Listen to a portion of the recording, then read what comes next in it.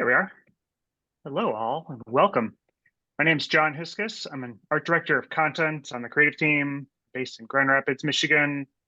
My Carnegie persona is the overcaffeinated explorer. I think it's something like that. It's been a while since I took it.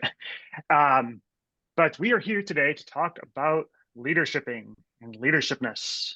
If we're lucky, we might even learn a few leadershipisms.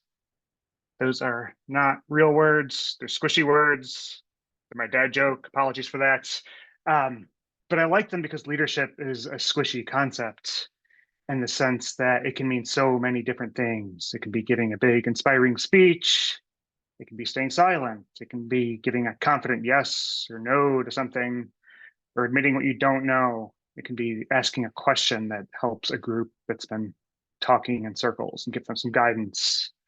It can be a joke that calms the tension in a room. It can be delivering hard news directly and clearly. Um, you all demonstrate leadership in different ways, by the way. The session is for everybody at Carnegie, whether or not you have manager or something like that in your job title. You all have leadership gifts that Carnegie can make better use of. You all have leadership potential that you can strengthen on your own. Our more precise focus is making difficult decisions in the workplace, but I wanted to frame that through the lens of leadership because I think that thinking together as a company about what leadership traits we value is important. It can be a mark of a healthy workplace culture. So I really appreciate Carnegie doing this. I appreciate our panelists even more for putting themselves out there and offering their insights. They've got extensive and pretty varied and uh, different kinds of experience and insight into this. So I'm going to run through some intros of them, starting with Molly Erker. She's VP of Data and Operations. She's responsible for managing implementation and reporting on student search projects. She comes to Carnegie through the Fire Engine Red acquisition late last year, where she'd been there for 13 years. Before that, she was a right hand to the CEO of a venture fund involved in some key acquisitions. Before that, she was involved in medical equipment marketing, resort real estate development, and magazine publishing, which are all things I want to hear about more sometime, Molly. Kayla Geyer is VP of Account Management. She oversees the 4 different account project management teams that support the different divisions across Carnegie. She's been here for 9.5 years, starting in the digital division when it was a four-person team. Before that, she worked in Washington, D.C. for a political digital agency, helping them launch their digital advertising division. She can confidently say that higher education is a much nicer industry than politics. And I'll take your word for that, Kayla. Bill McLaughlin is EVP of Web, leading the Web division. He came to Carnegie through the M. Stoner merger in 2021, where he had been since 2007. His first web projects in his professional career were in the 90s .com boom, and he spent his professional work in jobs related to software, including positions at Anderson Consulting or Accenture and at CNA Insurance. And then finally, Alexa Poulin is Chief Digital Officer. She provides executive oversight of the digital Slate and Claris teams. She's been at Carnegie for 11 years, and before that worked in student-facing marketing, both in educational tours and several stints at advertising companies around Boston. She also led as a director of marketing at a community college outside Boston. So those are our panels. One housekeeping note, as we say, please put questions and comments in the chat. Staff is going to help me keep an eye on those. No promises that we'll get to all or even very many of the questions, but I think it's helpful to hear what things this raises for you all. And with that, we'll dive in. So leaders have to make hard decisions, full stop. You all know that. Whether it's hiring somebody and not somebody else, promoting somebody and not somebody else, firing someone or laying someone off, or choosing who to give an appealing or unappealing assignment, or, and this is relevant whether you're a manager or not, making do with too little resources, too little support, too little information, too little time. So the question is, in these moments, what decision-making frameworks are helpful to you? Or to put it another way, when the pressure is high, what do you try to remember? And Kayla, I'll ask you to kick us off. Talk about the pressure being high as I'm just watching the participant numbers go up. Thanks, John, and thank you for hosting, and thanks for everybody for coming. So it's funny, I was talking with my husband about this question, and we are 2 very different people. I lean very purple. He leans very green. So we both came this very differently. And it helped me kind of frame my answer of leaning a little bit into kind of the data and leaning a little bit into the caring, thoughtful, trust your gut world. Although he did laugh at me when I said trust your gut, but I still believe in that. When I have to make a difficult decision, I start with gathering all of the information. The more information that I know, the better decision I can make, the better outcome I can have. I need to know the consequences of each decision. How is it going to affect other people? How is it going to affect whether it's our workflow or our company or anything like that? So that is really important for me to work through all of that and all the different scenarios. I also love, even if this is the hardest part, talking to people I trust, my mentors, my manager, other leaders, asking them to poke holes. And a lot of times they do poke holes and then I have to change the decision. But I think that's one of the most important things.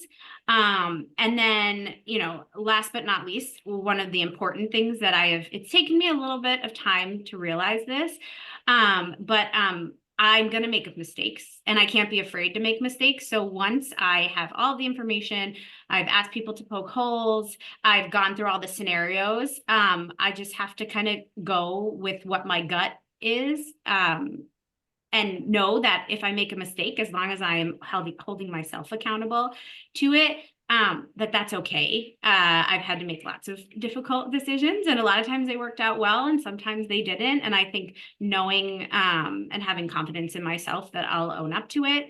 If I make the wrong decision, that I'm not perfect and again, I'm going to learn from it, right? So I'm not going to make that same decision again. So I think those are the important things that I like to think about when making difficult decisions.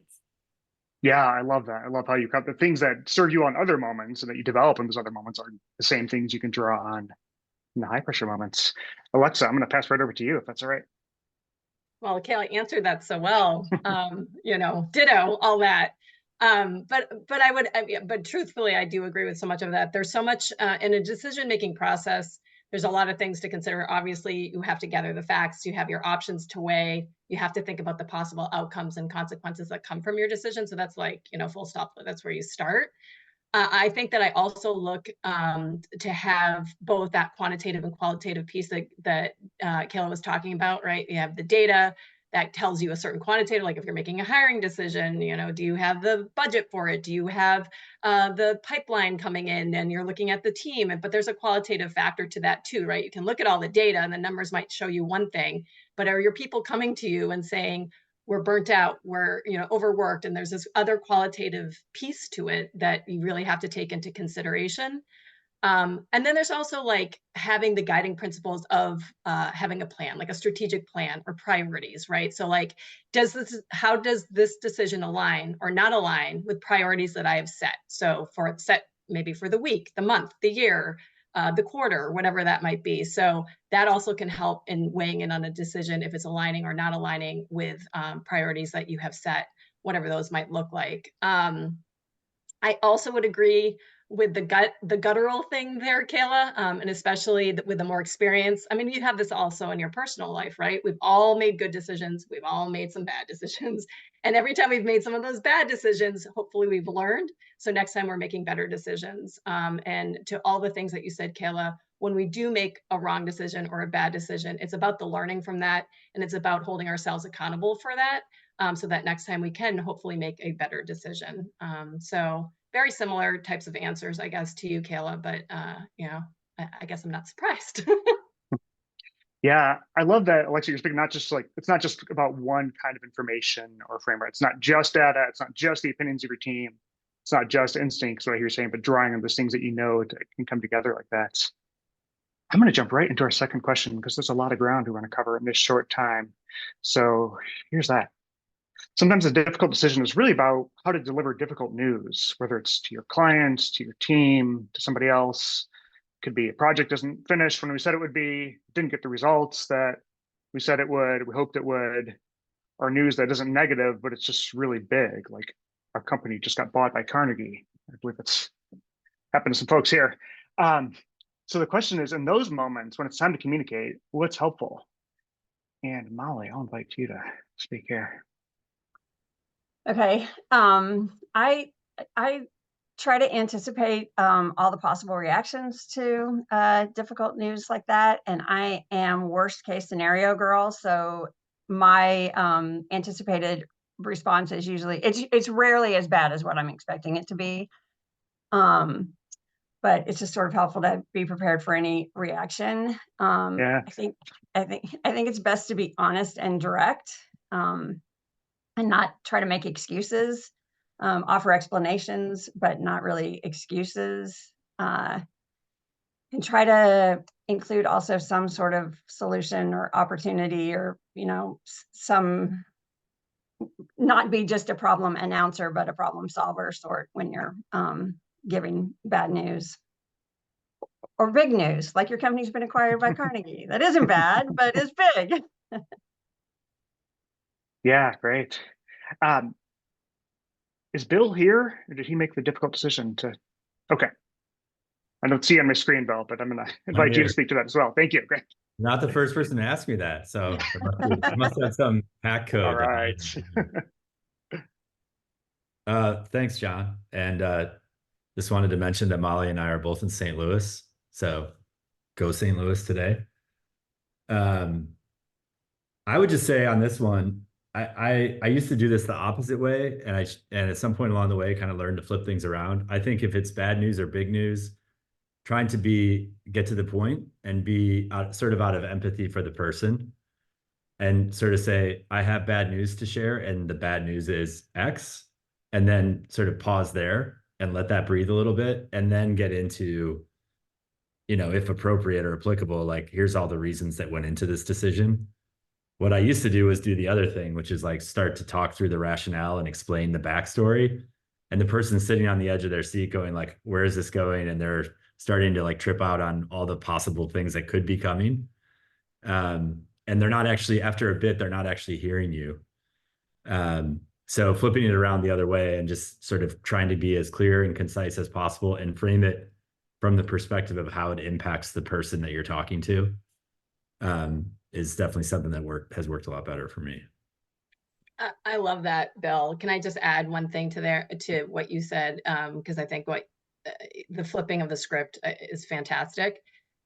Generally with these kinds of decisions, good or bad, big or small, transparency and context, right? That's so important to explain as much as we can, because I think that helps to like digest the decision or whatever news is being delivered.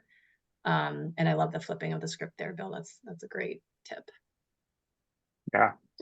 Eric Yeager and I are on the same wavelength. We were both in a really strong session right before this about clarity and communication, where one of the presenters quoted Brene Brown saying, clear is kind, just the sense that clarity is a way of showing respect for whoever you're talking to. And I love that. So I wanted to ask a question about being in a situation where you disagree with the decision you have to execute. I'd like to think that Carnegie only ever has good ideas. I'd like to work at a company that only ever has good ideas. I don't think that company or organization exists. So the question is, in those situations, we've got to carry something out. What's the role for you of staying positive, of being candid, of explaining your reasoning? And to the four of you, anybody who wants to speak up, we'll just make it a free-for-all now.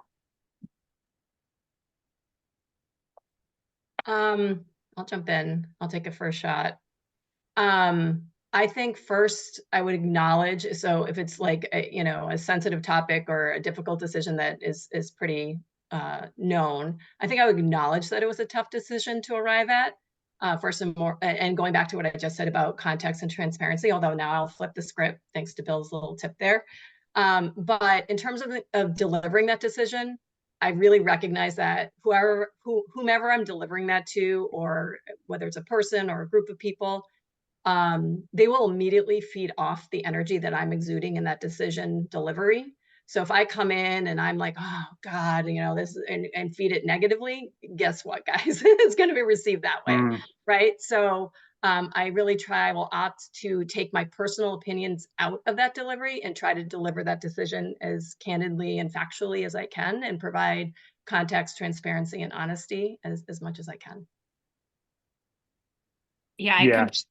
Oh, sorry, John. Go ahead.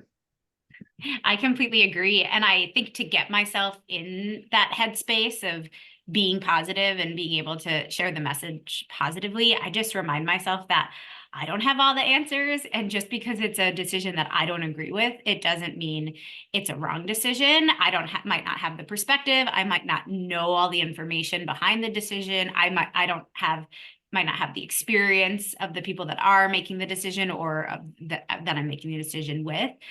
So I think that helps me put myself in that positive mindset instead of, like Alexa saying, going into the conversation of telling someone about a decision I might not agree with and kind of that negative space. It just reminds me that I could be wrong. I'm wrong sometimes. Don't tell my husband that, but and I think that helps me before I have to deliver a decision that I might not agree with. I feel like it's kind of situational, and there are times when I might say, I don't necessarily agree with this decision, but this is why it was made, or these are the reasons behind it. It just depends on, to whom I'm delivering the news. In some cases, it might be helpful to say, I might not have done it this way either. And in other cases, absolutely party line, it's all good, deliver it as if I agree completely. It just sort of depends on the case. Yeah. I was thinking about this question a little bit from the perspective of, what if you're actually part of the decision-making team and the decision that you didn't agree with was the decision that you landed on, which is something that I faced. Maybe I should have come into that a little bit differently. When we were at Stoner, Voltaire and I were partners, and we had to make a lot of difficult decisions, and sometimes we wouldn't always agree. And what I thought was cool was we could talk it out and sort of had this understanding that our opportunity to disagree was in that moment. And if we both had the opportunity to put all of our cards on the table and each of us felt heard, it almost didn't really matter what the decision was that we made. We just would leave that moment or that conversation sort of aligned and, ready to explain the decision. And sometimes you have to circle back. Like a couple days or a week might pass and you're like, I feel a little weird about that. Or it's playing out a little bit differently than I thought it would. But instead of like griping about it or speaking out of turn about it, just being able to circle back and say, hey, this isn't feeling so good to me, and reconnecting on it and, realigning if you need to, and then kind of flushing it. Yeah, I like that, Bill. One of the things I'm trying to remember is like my relationships with those I work with, whether it's people I report to, who report to me, peers and colleagues, like those matter more than any decision in the moment. And, I think what I hear you saying is like, arriving at that process, that matters more in some ways than what it is. So I really like that. Another thing I wanted to ask. You can feel heard. Like, I think everybody wants to feel heard. And so if you can feel heard and genuinely heard, I almost think that becomes more important than the ultimate decision that gets made. Yeah. So one thing I personally wonder about many times, 6 times a day or something, is the question of how to distinguish between when it's time to make a stand or raise a ruckus about something versus when it's time to let it go. Is this important?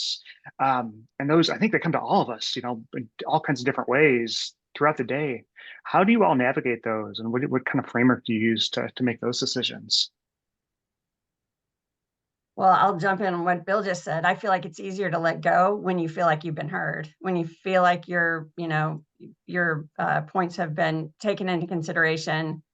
Then it can be easier just to say, okay, I had my piece and said my piece and a different decision was made.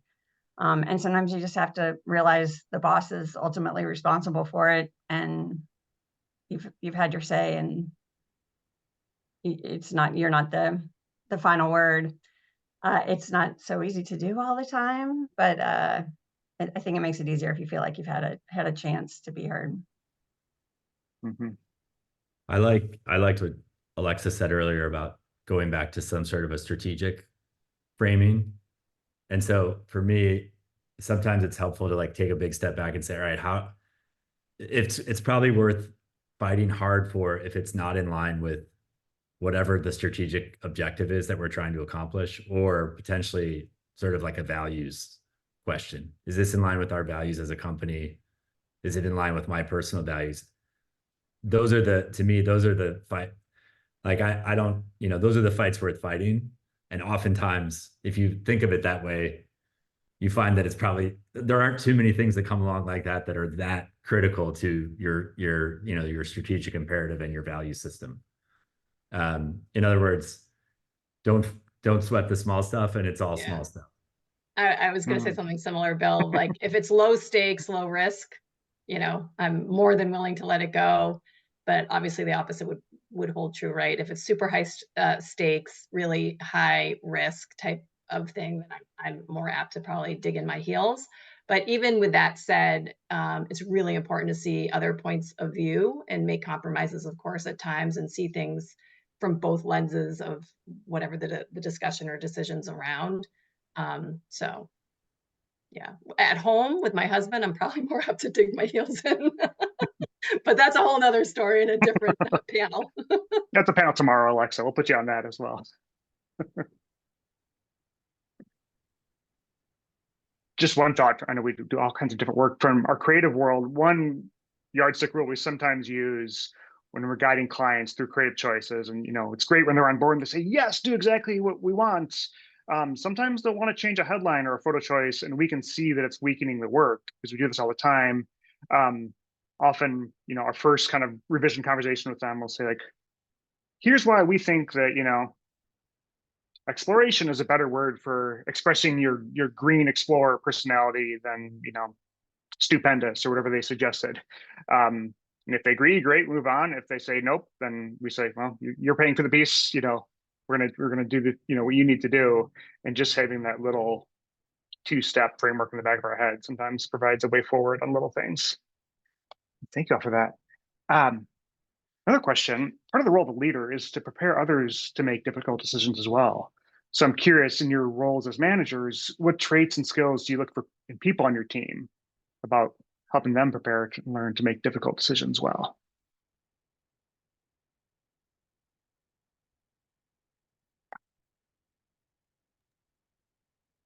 It seems obvious, but I guess I look for people who are decisive, right? Being decisive is a great first step, but that's definitely not it. That's not the end all be all. I think that's a good piece of it. But I think more important is looking at skills like strong listening skills, adaptability, somebody who has good problem solving skills and shows a lot of empathy, those kinds of things. A good, being a good listener, as I mentioned, and being able to have that emotional intelligence. I think those are all factors that really weigh in well in future decision-making leaders and that sort of thing. On my list, I had thoughtfulness, which is similar to what you're saying, thoughtfulness, open-mindedness, and then also sort of echoing what Kayla said at the beginning of the call is ownership of the decision once it's made.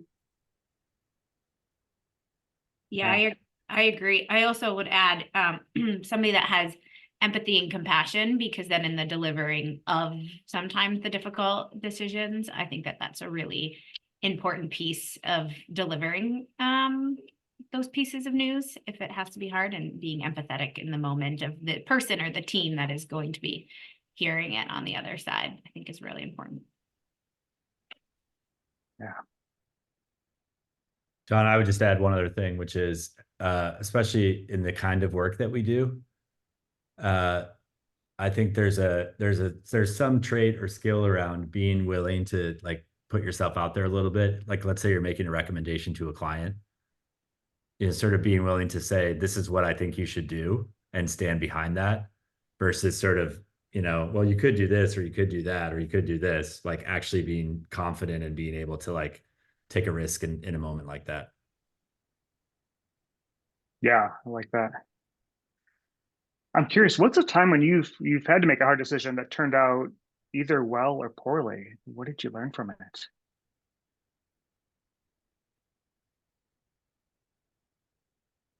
Alexa's smiling. I know she's thinking.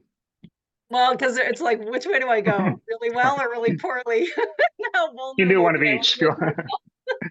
I have an Alexa decision that worked out really, really well. That was difficult. I'm going to put her on the spot. No, but We were back in the old days. We were in digital, living a great life, where we had account managers, we had strategists. They were all living in the same team. We were all doing similar things. We were all like loving everything we were doing.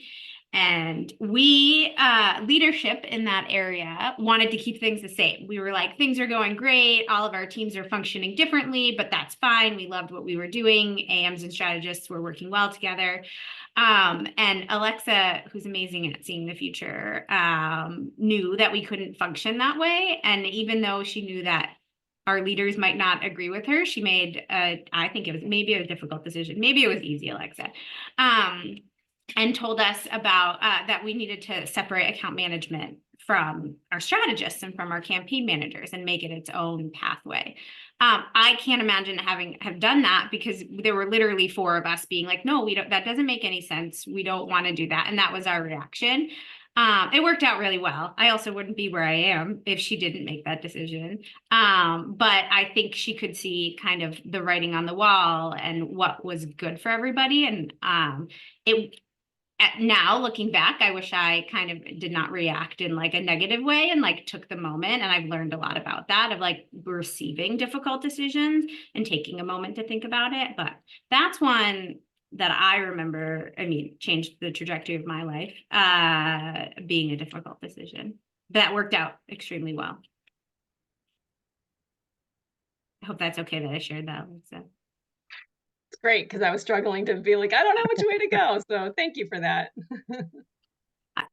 I won't say any ones that went poorly. I'll keep those ones to myself. What I hear in that part is taking the long view, and something that's going to be difficult and maybe unpopular at first, but knowing that it's going to pay off the long term. And that's, maybe you tell me if that's a useful framework, like knowing that, like, what feels good this month is not what's going to, help me and my people and my company, a year from now. Yeah, I think that's a really good point. And sometimes it really is short-term bumps and pain for longer-term gain. And it's hard to get and to rally the troops, so to speak, to see that longer-term vision of what that might be, because the short term is just painful in that moment, potentially. So to get the buy-in on that decision can be hard sometimes. And change is hard. We all think change is hard. And that's where I think like the empathy and the compassion comes in, of like acknowledging like, yeah, this is gonna stink for a little bit when we're figuring it out together. But being able to have the foresight when a lot of people might be in the day-to-day, as a leader, you kind of have to look above that and look beyond that. And like, where do we want to be in 6 months or a year? And that's hard to do when sometimes your team might be kind of, in the day-to-day. And yeah. Yeah, that's really We well have a said. couple of questions that have come through in the chat, if you're ready for a few of those. So the first one is, and to whoever would like to answer this, can you speak to any scenario in which you've made a decision and then had your mind changed, and what helped you change your mind?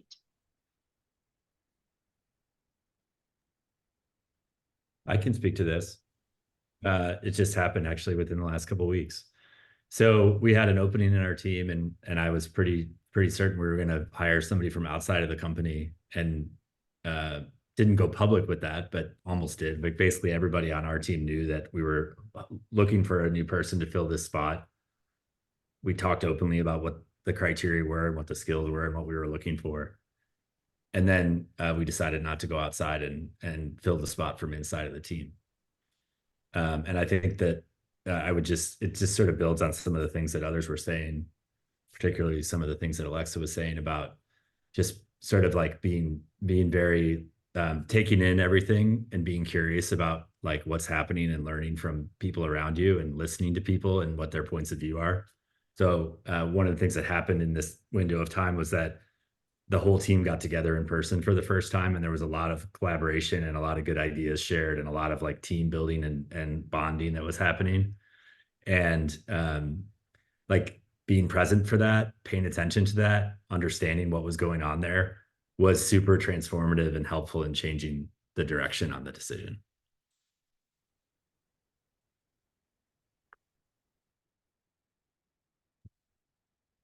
Thanks, Bill, for sharing. Another question that came in is, can one of you or a few of you speak to a time where someone delivered hard news or a difficult decision to you? And what did you appreciate about their approach and how that news was delivered? Is he Bill laughing? When you've been around for a long time, maybe Bill, I don't know exactly what you're laughing at, but like there's been lots of moments of difficult news.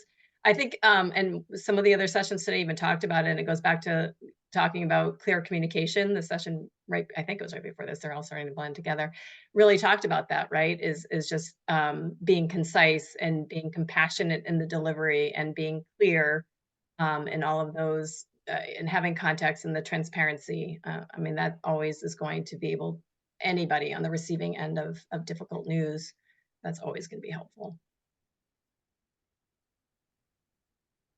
I think I've also appreciated when getting difficult news, having the time to process it, whether it's like in the moment with that person or like, I'm going to go, you can have like the afternoon or let's regroup tomorrow, and to take the time to process it and think through like how I want to respond. So I don't have to feel like the pressure that I have to respond in that moment. Mm-hmm. That's a great point. Another question, they're flowing in now. So John, do you want me to keep going, or do you have other ones? Yep. Go ahead. Okay. Another question that came in, and I think this is referring more towards if people are looking to grow their skills when it comes to like making difficult decisions, and in your experience as leaders, when you have people that report to you that are managers that have people underneath them, what are maybe like some red flags that you look for that make you kind of like raise an eyebrow and think like, this person might need to like grow their skills in this particular area? Is there anything that stands out as opportunities for growth when it comes to making difficult decisions?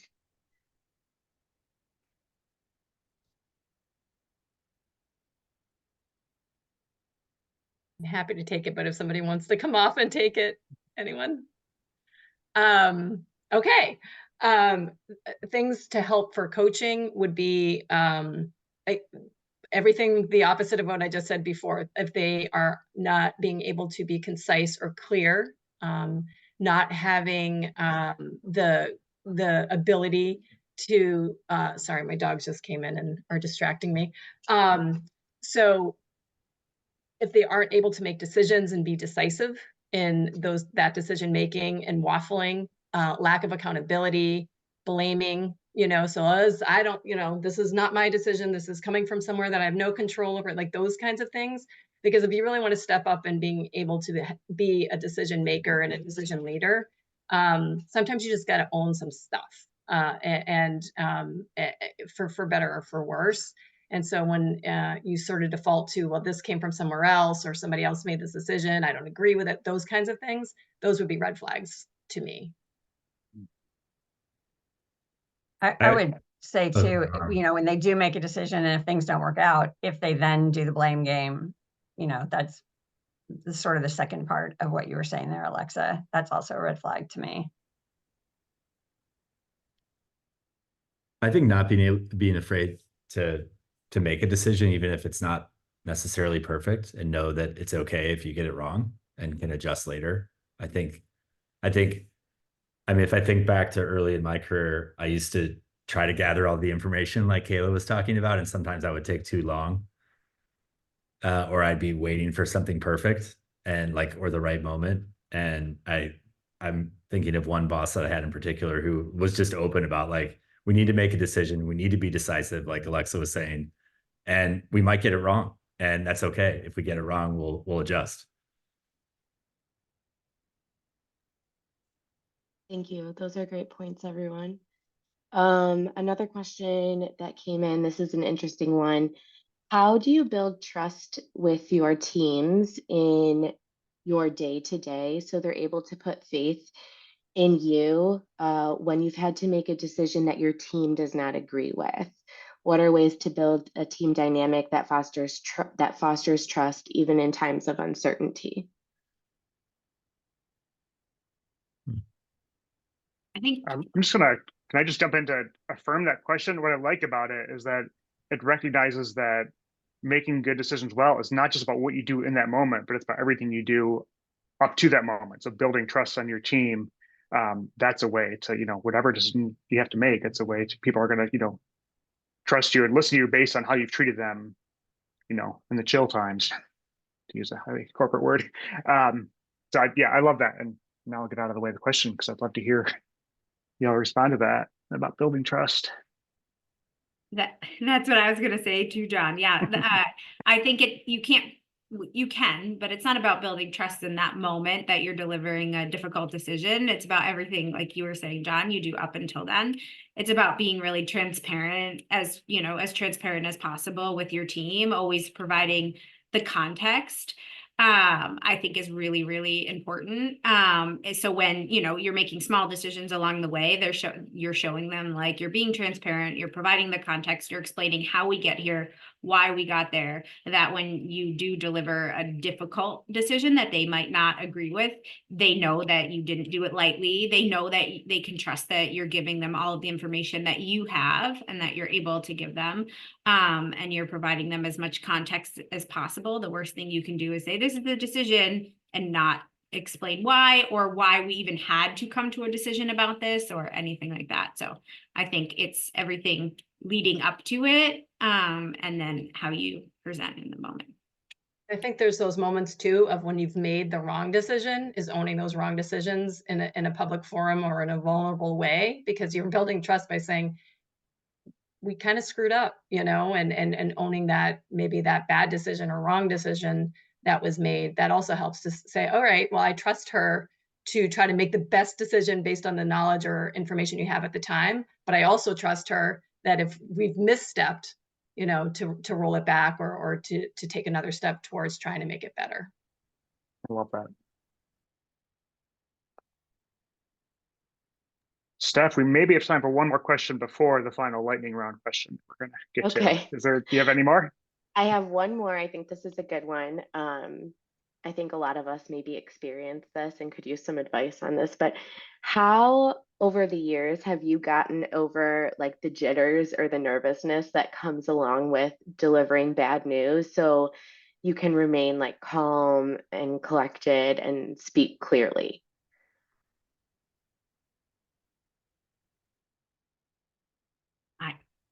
Do you want to go, Alexa? I'm just here to say those jitters may never go away, just to be fair.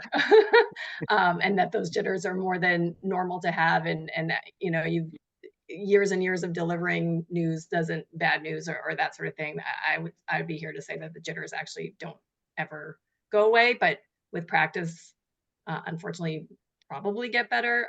The one little tidbit I would say for me, and then I'll pass it right back to you, Kayla, is that when I have to deliver difficult news, challenging news, I am somebody who likes to take notes and to preempt myself and be prepared. I never, ever, ever want to go into a difficult conversation without having thought through what I want to say it, how I want to say it. And I take the time to prepare for that always. That was exactly what I was gonna say. I still get jitters, still get nervous, and I definitely write down what I want to say. I practice what I want to say. That helps me feel more confident in the moment. But I don't know if the jitters or the nerves ever go away. I think the jitters are kind of a good thing in some way too, because they make you feel like you're a human and you're dealing with humans, and there are going to be emotions on the other side too. So if you never have jitters, then you might just be a little too I don't know, too much of a robot, not feeling enough.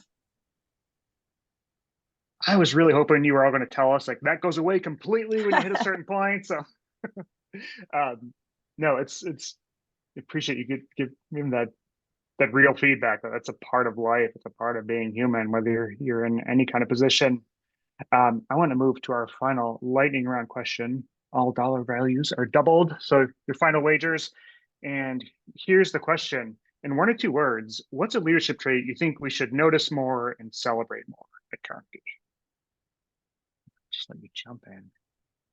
I feel like all of my Fire Engine Red team is going to laugh at this one because I'm going to say empathy, but it has to be real empathy and not empathy you just talk about. Yeah. Molly, that was mine when I was preparing for it, and compassion, because I really do think those two things get, and you're right, you have to be like intentional and true behind it. It can't just be lip service. I had someone very smart once tell me, and she may or may not be on the panel with me, but that you can be direct and you can be compassionate and empathetic. I think that was something I struggled with early on in my career. I was like, wait, how can I be compassionate to somebody while also being direct? All I knew, I was like, direct feels mean or rude, or but it's not. I can still be true to who I am, and leaders can still be true to who they are. This isn't lightning, John. I'm sorry. You should have stopped me. You said lightning round. You're right. I completely forgot my own rules. I'll take what you said into a word, Kayla. Authenticity, maybe. You know, being authentic to yourself. Adaptability is another word I would use.